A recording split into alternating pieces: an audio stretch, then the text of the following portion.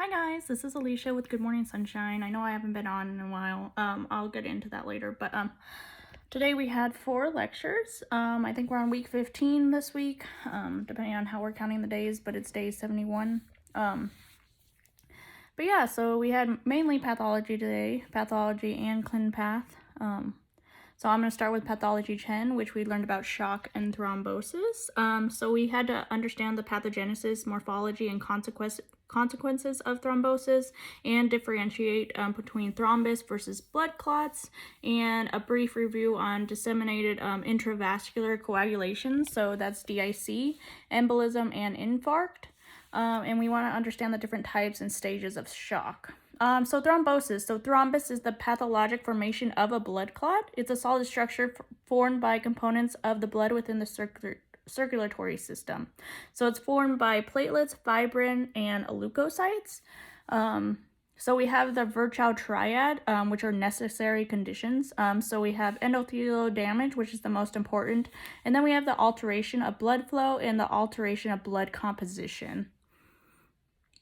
So here is the triangle that I'm talking about, Virchow's triangle. So here we have the endothelial injury, which is most important. This is our hypocholesterolemia inflammation, and then we have our hypercoagulability, which is inherited or acquired, and then we have our abnormal blood flow, which is usually due to turbulence. So endothelial damage. Endothelial damage leads to platelet activation. Almost inadvertently underlies thrombus, which is the formation in the heart and arterial circulation, where the high rates of blood flow impedes clot formation. Endothelial damage or change to the prothrombic status, meaning that endothelial activation yields the exposure of VWF and TF. The endothelial evacuation happens because of physical injuries, infectious agents, abnormal blood flow, inflammatory mediators, and metabolic abnormalities, this including the hypercholesterolemia and toxins. This yields to a prothrombic state. So we have the thrombopathogenesis here. So again, here's our little chart here. We have our endothelial damage, which then leads to the thrombocytes adhesions, which then leads to the homogeneous mass. This leading to thromboplastin, which leads to thrombin and prothrombin. Thrombin then makes fibrogen, and then fibrogen is then converted into fibrin here, which that makes sense. And then we have the alterations of normal blood flow. Like I said, we have turbulence, which yields endothelial injury or dysfunction, and countercurrents contribute to local formation of stasis. Stasis meaning that the blood's not flowing. It is a major contributor to the formation of venous thrombus. So here we have our laminar blood flow, which is our normal blood flow, such that platelets and other blood cellular elements flow centrally in the vessel, separated by endothelium by slower moving layers of platelets. However, right here we have our turbulent blood flow. This promotes endothelial activation, so the expression of adhesion molecules and pro-inflammatory factors. This brings the platelets in contact with the endothelium. So then next in our triad, we had our hypercoagulability, also called thrombophilia. It can be defined as any disorder of the blood that is predisposed to thrombus. An important role in venous thrombosis. So we have primary, which is genetic, and then we have secondary, which is acquired. Primary has to do with the factor V mutation and prothrombin mutation. And secondary has to do with prolonged immobilization, myocardial infarction, atrial fibrillation, tissue injury, cancer, prosthetic cardiac valves, DIC, cardiomyopathy, nephrotic syndrome, and hyperestrogenic states, and many others. So we have massive tissue destruction, which leads to the release of amounts of tissue thromboplastin, which is an enzyme released from damaged cells, especially platelets, which converts prothrombin to thrombin during the early stages of the blood coagulation. Morphology, thrombi can develop anywhere in the cardiovascular system. It's focally attached to the underlying vascular surface. So we have arterial or cardiac morphology, which are sites of turbulence or endothelial injury, which tend to grow retrograde. And then we have our venous, which is characteristically occur at sites of stasis. Stasis again meaning no blood flow, which tend to extend in the direction of the blood flow. So both of these grow towards the heart. So getting into arterial or cardiac thrombi, these are usually at sites of endothelial injury. They have to do with atherosclerotic plaques or turbulence, so that's vessel bifurcation. They tend to grow in a retrograde direction from the point of attachment and tend to be occlusive. The thrombi development is on the heart valves. So we have infective endocarditis, which usually has to do with bacteria or a fungal infection. And then we also have sterile endocarditis, which has to do with hypercoagulable states. So here we have a few pictures. We have this picture. This picture right here. This is the aorta. This is known as Spirocerca lupi. It is in the caudal aorta of a dog. This is a parasite that migrates through the arteries, producing thrombosis. And then here we have lines of Zahn. We have platelets and fibrin deposits alternating with darker cell-rich layers. The lines of Zahn, which are these right here, identifies a thrombus that has grown in flowing blood. And then we have venous thrombi, which is typically at the sites of stasis. They contain more red blood cells, also known as red stasis thrombi. They tend to grow in the direction of blood flow and tend to be occlusive. They may be confused with postmortem clots. Postmortem clots are more gelatinous with a dark red dependent portion where red cells have settled by gravity plus a yellow chicken fat supernatant. And then we have venous thrombi, which is a firmer with a point of attachment and on transection reveal vague strands of pale gray fibrin. So here we have a cow liver mass in the vena cava, which is creating thrombus here. And then we have the fate of thrombi. If a patient survives immediate effects of a thrombotic vascular obstruction, thrombi may under one or more events. So we have propagation, which is thrombus accumulates more platelets and fibrin, which leads to vessel obstruction. We have embolization, which is very common in thrombosis. It means the fragments of thrombus dislodge and travel to other sites in the vasculature. We also have dissolution, which thrombus is removed by fibrinolytic activity. And then we have the organization and recanalization, which means thrombus is inducing inflammation and fibrosis being organization, which may become recanalized or incorporated into a thickened vascular wall. So here are the different types. So here we have our thrombosed vein right there. And then this field, we can have resolution, which it can be fixed, or we have, again, the embolization to the lungs or into other parts of our body or an animal's body. And then we have the organized and incorporated into the wall here. And then we have the organized and recanalized there. Those are all the things I just talked about. Here we have the order of a horse here, the parasite being the strongylus. It is in the mesenteric artery and it's an infarct in the intestines here. This is the same parasite, and this is also infarction. So then we have thrombus versus blood clots. So thrombus is usually dry. It has a rugose surface. It's either white or red. It's opaque. It has a stratified structure. It's attached to the wall. It has damaged endothelium. It's composed of platelets. It forms in circulating blood and is organized and is initiated by endothelial lesion. And then blood clot is usually moist. It's usually smooth, has a smooth, slippery surface. It's yellow or red, and it's usually shiny. It has a uniform structure. It is not attached to the wall. It has smooth endothelium. It's composed of fibrin. And then we have it forms in stagnant blood. There's no organization, and it's initiated by thromboplastin. So we don't want to confuse a postmortem blood clot with a thrombus during necropsy.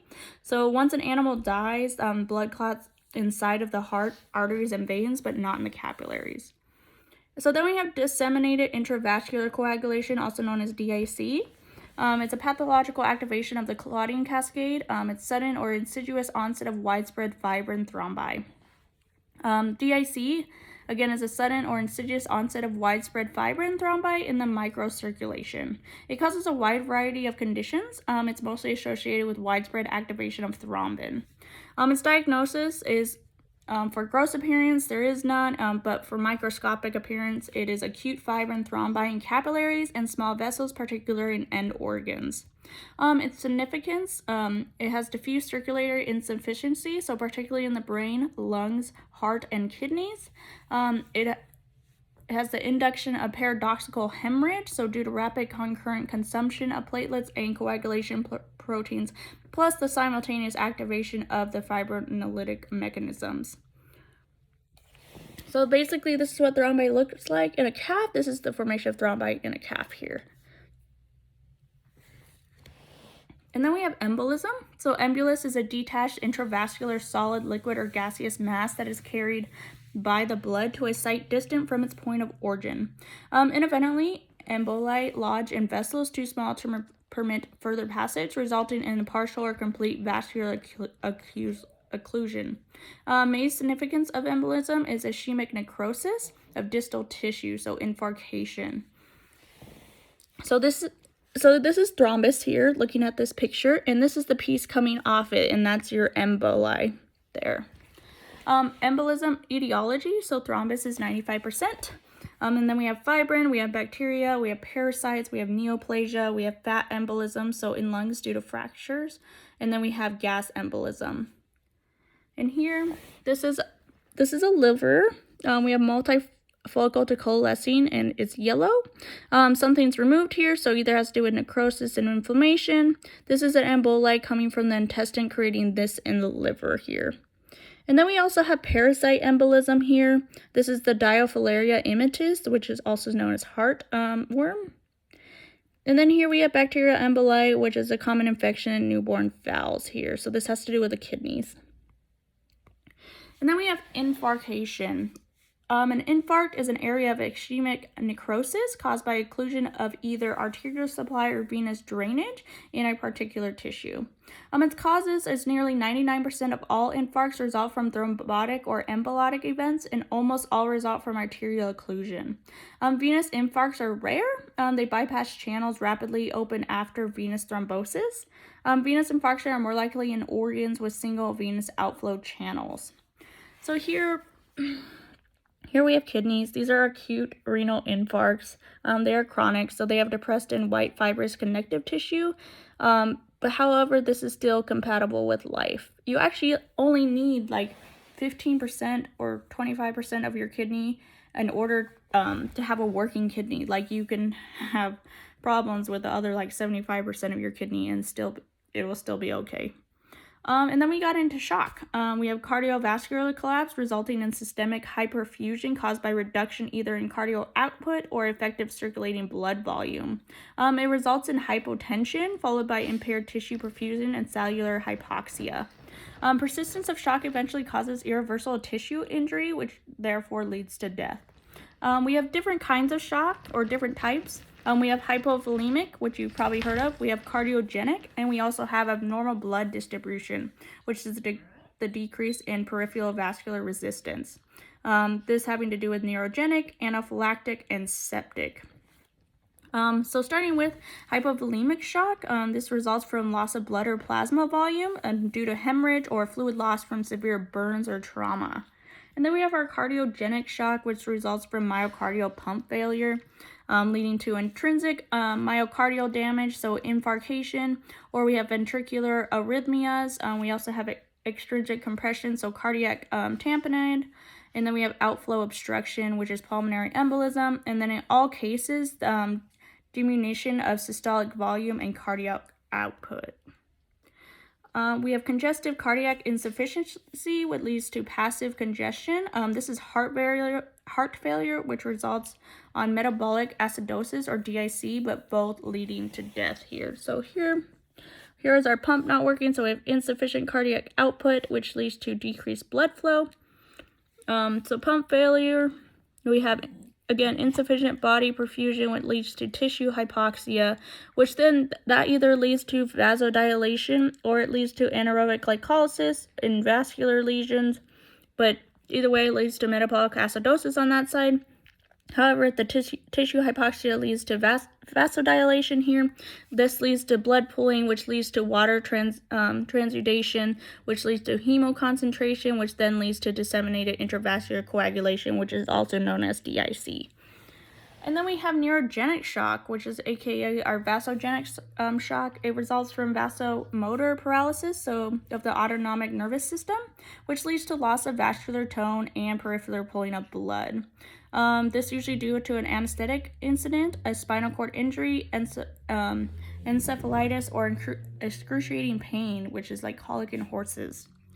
And then we have anaphylactic shock, which results from generalized IgE mediated hypersensitivity response, which leads to systemic vasodilation and increased vascular permeability, which then leads to a sudden increase in vascular bed capacitance, and then that leads to hypertension and tissue hyperperfusion and cellular anoxia.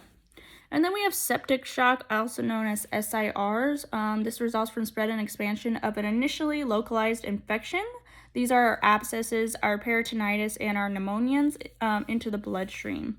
Increased incidence, improved life support for high-risk patients, increased use of invasive procedures, and increased numbers of immunocompromised hosts. The causes of septic shock are endotoxins producing gram-negative bacilli, which means endotoxic shock.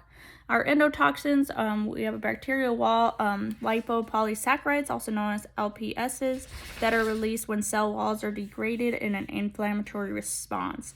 Endotoxins consist of a toxic fatty acid known as lipid A core, plus a complex polysaccharide coat, which is also known as O antigens, unique to each bacterial species. Analogous molecules in the walls of the gram-positive bacteria and fungi can also elicit septic shock. So here we have a chart. So we have LPS, which yields to TNF, which yields to our IL-1, that yields IL-6 and IL-8. And then we can have local inflammation, we can have systemic effects, and then we can also have septic shock, which is the most common, given by the big arrow there. We have stages of shock. One is our initial non-progressive phase, which involves activation of reflex compensatory mechanisms that maintain perfusion of organs. Compensatory mechanisms are neurohormonal. This includes baroreceptor reflexes, release of catecholamines, the activation of renin, angiotensin axis, antidiuretic hormone release, and generalized sympathetic stimulation. The effects of this are tachycardia and peripheral vasoconstriction, as well as renal conservation of fluid. Our second stage is the progressive stage, so organs begin to fail, but this can be reversible. It involves the onset of tissue hyperperfusion and worsening circulatory and metabolic imbalances, including acidosis, and then the organs begin to fail in this case. However, damage is reversible, so if initiating insult is corrected. So the effects are widespread tissue hypoxia, which yields increase in anaerobic glycolysis, which yields an increase in the production of lactic acidosis, which yields metabolic lactic acidosis occurs, and then we have the decrease in tissue pH, and then we have blunt vasomotor response. We also have arterial dilation, which leads to the blood pools in the microcirculation. This leads to decreased cardiac output, which also leads to anoxic injury to endothelial cells, which then yields DIC. And then we have the irreversible stage, which involves the onset of irreversible organ failure due to tissue hyperperfusion. The effects is widespread irreversible cell injury, so we have lysosomal enzyme leakage, which is further cell death. And then we have increase in NO synthesis, which leads to the decrease in myocardial contractile function. And then we have the acute tubular necrosis, which leads to renal failure. And then we have the morphology of shock. So it's the same morphology as induced by hypoxic injury. The tissues that are most affected is the brain, which may develop ischemic encephalopathy. We have the heart, which involves focal or widespread coagulation necrosis, subendocardial hemorrhage, and or contraction band necrosis.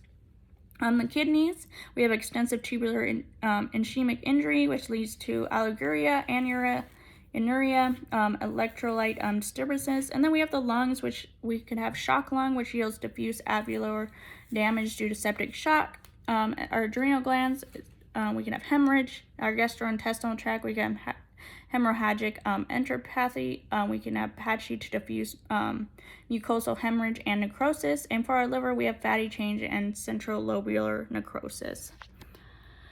So that was pathology 10. And then we have clinical pathology 14, which we're doing fluids and cytology. So our objectives here is to list the 3 cavitaria fluid spaces, our pericardial, pleural, and peritoneal. Explain normal cavitary fluid with regards to hydrostatic pressure, aconic pressure, blood vessels, and lymphatic vessels. And we want to recall the sample and shipping requirements for fluid testing. We want to recall the 3 components of fluid cytology, so gross appearance counts and microscopic examination, and explain usefulness and deficiencies of each. We want to define direct preparation and sediment preparation, explain the purposes of a sediment preparation. So fluid collection, we have abdominocentesis. So here we have ascites in our abdominal cavity. This is sterile, usually with a local anesthesia. Sometimes animals have to be put under general, but usually we use a local. It's usually in a small animal, but can be in a big animal, such as a horse. Here we have a horse in the left picture. It's of little risk. And horses actually have a small amount of abdominal fluid all the time. We have our fluid collection tube, so our purple top tube for fluid analysis, it preserves the cell wall, so we do this for cell morphology. We have a red top tube, which is used for culture and biochemical testing. So this is our creatinine, our bun, and etc. And then we have our fluid analysis, so we have our gross appearance. So color should be clear or lightly yellow. We look at the clarity as well. Cellularity is going up as we go down the line here, which I'm going to show you as we go down this line of the colors. It's increasing in cellularity, so we have more cells that are present, the more ominous the process. And then we have measured concentrations, so we have total protein, which we use a refractometer for. We have total nucleated cell count, also known as TNCC. This doesn't include red cells, it's mainly looking at the leukocytes, our white blood cells. And then we have our RBC count, which we compare PCV here to hematocrit, and they should match very closely. We also have microscopic examination, which involves cell identification, infection agents, and acellular materials such as bile and digesta. So here we have direct and sediment preparation. So sediment smear here, we have higher the concentration due to our direct here. Leukocytes is usually between 5 to 10,000 in small animals. So for these, we want to read the monolayer for the white cell count. So the feather edge is used for bigger things. And here we know how to create a slide. And then we have squash preparation as well. And then fluids in-house cytology, we use DiffQuick. For fluids reference lab submission, we use fluid and ice packs. We use unstained smears. We do overnight shipping and no formalin submissions. For physiology, for total body water, so approximately 60% of a non-obese animal's weight is comprised of water. In neonates, this number approaches 80%, so that fluid losses, such as diarrhea, can result in rapid dehydration and death. We have fluid compartments. We have extracellular fluid, which is 1/3, and then we have intracellular fluid, which takes up 2/3. Extracellular fluid components are blood, so total blood volume, intracellular fluid, and transcellular fluid, which is our third space in our GI tract. Our intracellular fluid components is fluids within the cells. We have decreased blood volume, which equals hypovolemia, and increased blood volume, which equals hypervolemia. So what are third spaces? Well, it's the abdominal cavity, the pleural space, and the pericardial space where an abnormal amount of excess fluid can accumulate. So if you remember this, here we have hydrostatic pressure, which is our cardiac output, so it's pushing fluid out of the veins. And then we have our plasma colloid osmotic pressure, which has to do with albumin, which is drawing fluid into the veins here. So we have body cavity fluid physiology, which accumulates in the third space, like I said, and starts an infusion in the third space, and it can form on a pleural side. So here we have increased hydrostatic pressure. And then we started clinical pathology 5, which has to do with cavitary effusion classification. So effusion being the abnormal accumulation of fluid. We have pure protein poor transudate, which is low cellularity. We have few cells, so low protein. Its gross appearance is clear, colorless, and light yellow. Measured concentrations, both of these have to be true in order for it to be pure. So total protein has to be less than 2.0 grams per deciliter, and our TNCC has to be less than 1,500 microliters. For microscopic examination, is variable and is usually mononuclear cells. Its pathogenesis is decreased agonic pressure, which is the main one. This leads to hypoalbuminemia, which is associated with liver failure, loss of albumin in the GI tract.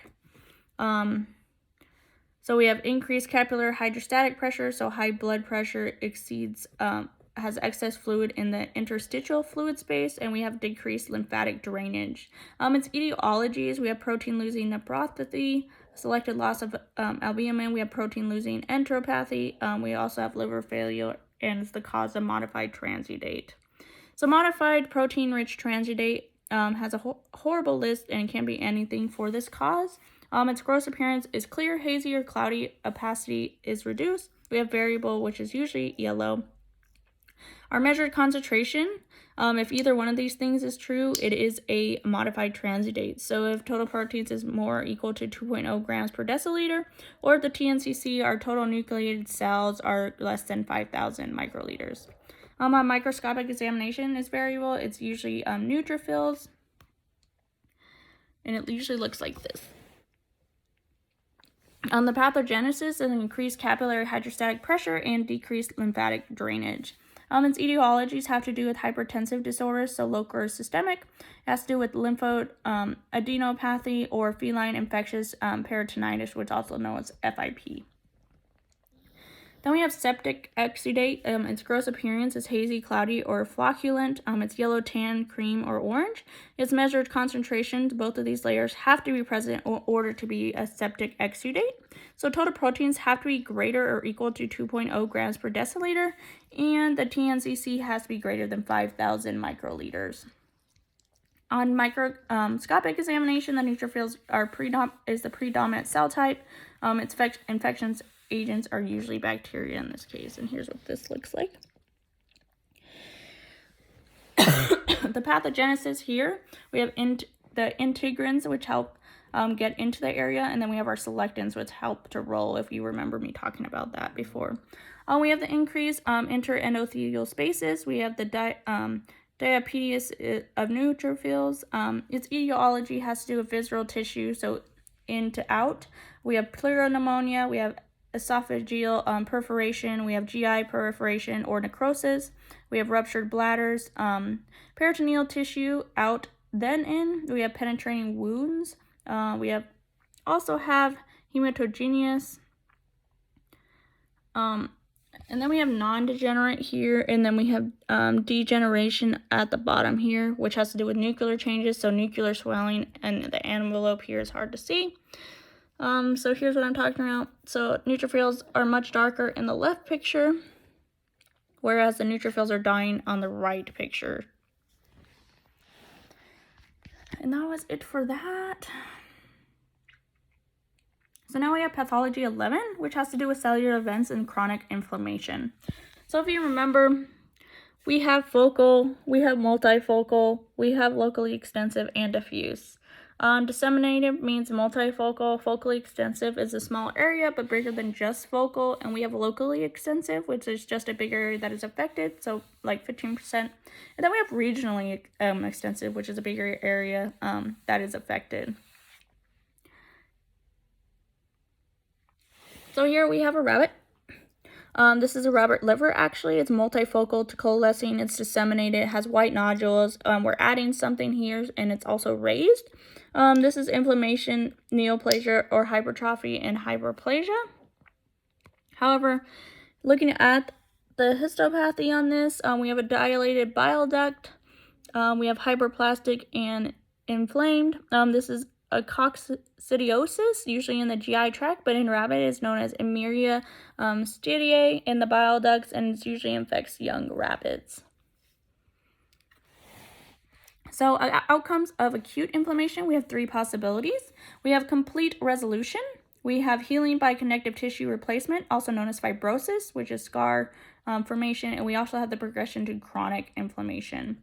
If we have complete resolution, we have the restoration of the site of inflammation back to normal. The outcome of injury is short-lived or little tissue destruction occurs. So here we have this picture. So these are the events in the resolution of inflammation. So 1 here is up here. This is the return to the normal vascular permeability. 2 here, we have the drainage of edema fluid and proteins into the lymphatics. Or 3, it can go this way as well, by pinocytosis into macrophages, which leads to 4 here. 4, we have the phagocytosis of apoptotic neutrophils. And 5 here, we have the phagocytosis of necrotic debris. And then this leading to 6, which is over here, which is the disposal of macrophages. The macrophages also produce growth factors that initiate the subsequent process of repair. So we have healing by connective tissue replacement, also known as fibrosis. So the substantial tissue destruction, tissues can't regenerate, and we have abundant fibrin exudation that can't be cleared.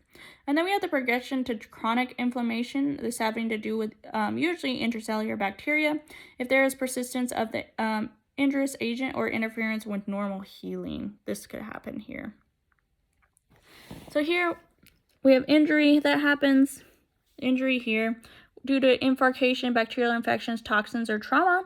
This leading to acute inflammation because of vascular changes, neutrophil recruitment, or limited tissue injury.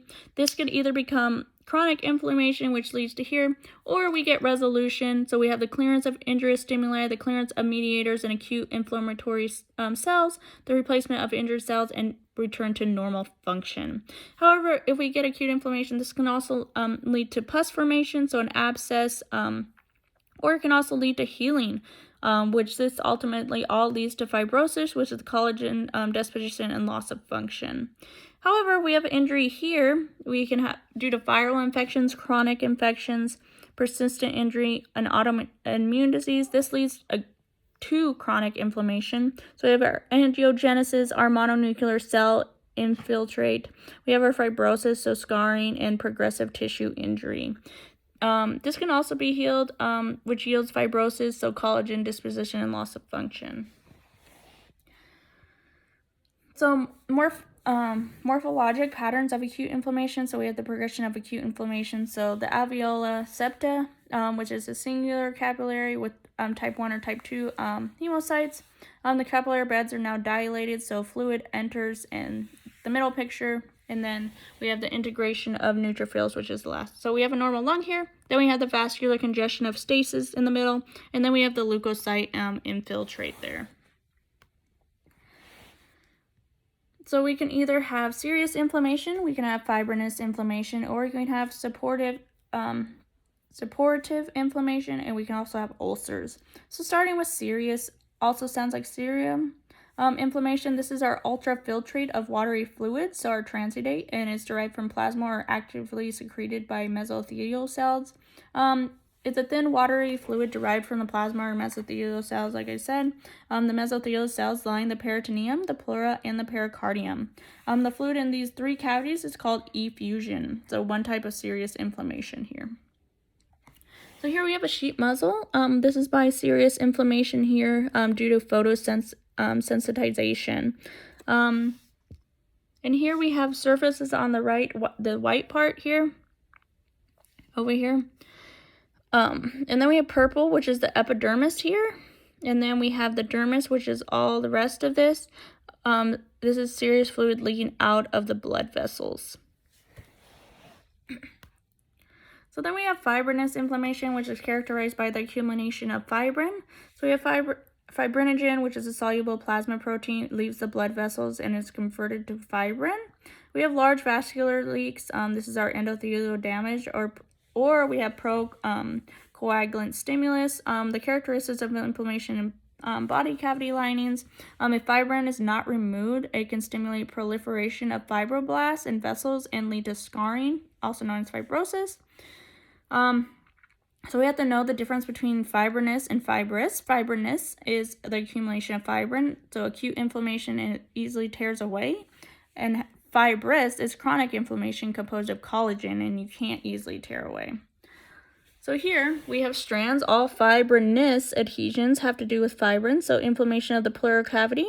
It has fibrinous pleuritis, so this also has pleural inflammation. So this is what fibrin looks like histologically. And then we have our supportive purulent inflammation, which is characterized by the production of pus, dead and dying neutrophils, and purulent exudate. This having to do with neutrophils, liquefactive necrosis, and edema. We have pyogenic bacteria such as staphylococcus, and this produces pus as well. And then we have abscesses, which is a localized collection of purulent inflammation. So here we have a mammary gland from a goat. This is supportive mastitis. The pathogenomic means specific, and it tells you the etiology. So here we have all the neutrophils on the right here. And then we have ulcers, which is a local defect or excavation of the surface of organ or tissue. So we have the mucosa of the GI tract, the genitourinary tract. We have the skin and subcutis. We have the goes below the muscularis mucosa. It's due to stress or NSAIDs or a foreign body usually. So here's a pig down here. The head is to the right. It has loosely adherent fibrinous, which is the white and yellow stuff of the fibrin here. It has inflammation in the peritoneum. This is known as fibrinous peritonitis. And then here, this is fibrinous adhesion in the thoracic cavity. So this is known as fibrinous pleuritis. And then we have the collection of fibrin. So we have fibrinous pericarditis here. We have polycerositis, which is an example of Glasser disease, or Streptococcus suis, or Mycoplasma hyarinus. Here we have the heart has bumpy raised nodules on it. Those are fibrin buildup basically on the heart. So that was that lecture. Then we have one more. We have Pathology 12, which we went over chemical mediators of chronic inflammation. So here we have a picture. This is a fowl 4 weeks old. We have the failure of the passive transfer, so predisposed fowl to infection such as septicemia. This is a longbow and maybe the fibia. The gray line here is called the growth plate. The lesion below the physis, so down here, is focal. It's yellow. It's well demarcated. It's triangular. Its lesion is bordered by a thin red zone.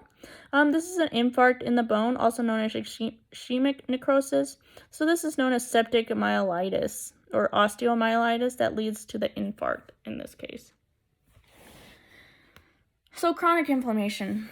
It's the inflammation of prolonged duration, so weeks to years, in which active inflammation, tissue destruction, and attempts at repair proceed simultaneously. This may follow acute inflammation or it may skip acute inflammation.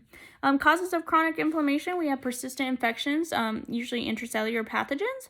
So persistent infections by certain microorganisms, such as mycobacterial infections. We have prolonged exposure to toxic agents, so examples would be hairy vetch, which is a plant. We have foreign bodies, so granulomatous lesions usually have to do with plant fibers or silica. We have autoimmunity, so autoantigens evoke a self-perpetuating immune reactions such as lupus.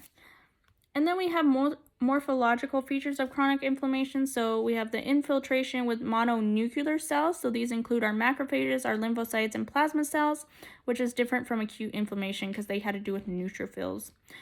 We have tissue destruction by persistent offending agents or inflammatory cells. We have healing by connective tissue replacement. This equals fibrosis, so collagen connective tissue formation.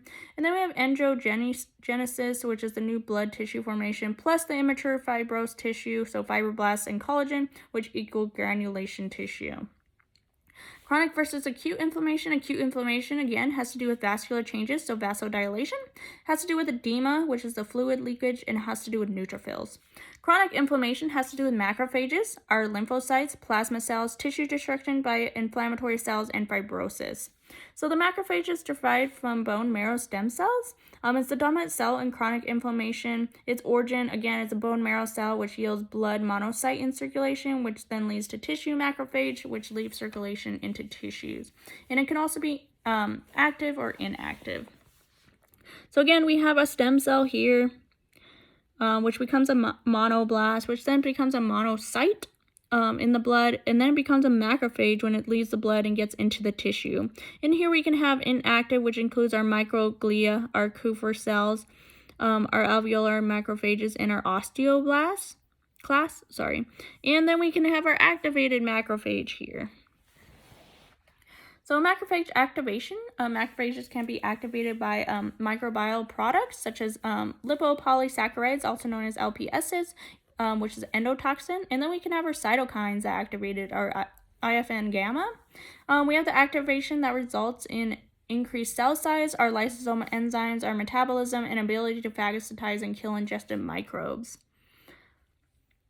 The roles of activated macrophages in chronic inflammation. Macrophages are activated by the non-immunologic stimuli, such as an endotoxin, or by cytokines, like I said, from immune-activated T cells, so particular our IFN gamma. The products are made by activated macrophages that cause tissue injury, and fibrosis are indicated. Macrophage continue. We have macrophages accumulate at sites of chronic inflammation. They have a continued recruitment of monocytes from circulation in response to chemotactic stimuli. It has local proliferation of macrophages. Other cells in chronic inflammation include our lymphocytes, our plasma cell, our eosinophils, our mast cells, and sometimes neutrophils can occur concurrently. I know I said that this has to do with acute inflammation, but also has to do with chronic as well, but it occurs concurrently, if that makes sense. Lymphocytes are involved in antibody and cell-mediated immune reactions. Lymphocytes migrate to sites of inflammation using adhesion molecules and chemokines. It's bidirectional interaction between lymphocytes and macrophages. Other cells include plasma cells, which develop from activated B cells, and they produce antibody at the site of persistent antigens. And then we have our eosinophils, which respond to parasitic infections or allergies, also known as our IgE here. We have our granules contain major basic protein, which is also known as MBP, which yields toxic to parasites and causes tissue destruction. Neutrophils may be an important component in foci of chronic inflammation, so this has having to do with our chronic bacterial infections. So our plasma cells here are the light blue here, and then we have our eosinophils in pink, looking at them under a microscope. Granulomatous inflammation is a distinctive pattern of chronic inflammation characterized by the presence of epithelioid macrophages plus or minus giant cells, which are macrophages with more than one nucleus. They are fused together usually, and this is known as our epithelioid, which means epithelial-like cells. Its etiology is infectious agents, many intracellular bacteria. So these are our microbacterium infections, so tuberculosis, our leprosy, and our John's disease. We also have fungal infections, also known as aspergillus, our blastomyces, and our coccidies. And then we have brucellosis as well. And then we can have foreign substances as well. We can have talc, suture material, barium, hair. So this is a cow with John's disease here. This is in the ileum, so the small intestine. The mucosa is super thick, so thick because it's expanded by the giant cells, so our epithelioid macrophages. The diagnosis here was the granulomatous enteritis. Then we have granuloma, which is a focal area of the glandular inflammation. We have central endothelial macrophages surrounded by a collar of lymphocytes and plasma cells. We have caseous necrosis, is seen with the granuloma formation in some cases. So here we have a giant cell of macrophages in pink here that I've circled. We have focal area of chronic inflammation, so granuloma surrounded by lymphocytes. So in blue here we have the caseous necrosis, which is cheese-like. Typical tuberculosis granuloma showing an area of central necrosis surrounded by multiple ligands. So our types are giant cells, our epithelioid cells, and our lymphocytes. Here we have two granulomata. This is known as coccidiosis immitis here. And this came out of a dog here. This is the spleen with fat surrounding it. The light blue, this is actually a lap sponge, which has created the granulomatous inflammation. This is known as gossip eboma, which is a mass produced by a cotton sponge. And here we have a suture granuloma. The big white spot, this is a piece of actual suture material. And then we have systemic effects of inflammation. So we have acute phase reactions, which we have fever, which induces heat shock proteins due to synthesis of prostaglandins, tells the brain to increase the temperature set point. We have synthesis of acute phase proteins, which are our C-reactive proteins, our serum amyloid A, also known as our SAA, and our fibrinogen. All these are increased. Then we have leukocytosis, which is the increased numbers of circulating leukocytes, so our white blood cells, and this accelerates the release of leukocytes from the bone marrow. So I think that was all our lectures today. We had 4 lectures today. We also had lab today, and that was fun as well. It was a parasitology lab, so we were learning about protozoa. But I'm sorry I haven't made videos. I was trying to enjoy my time with my girlfriend and also my brother and all the friends I love back home. But I'm sorry. But I'm trying to get back into it. I'm a little tired though. But I love you guys, and I hope you guys all had a great Thanksgiving and a good weekend.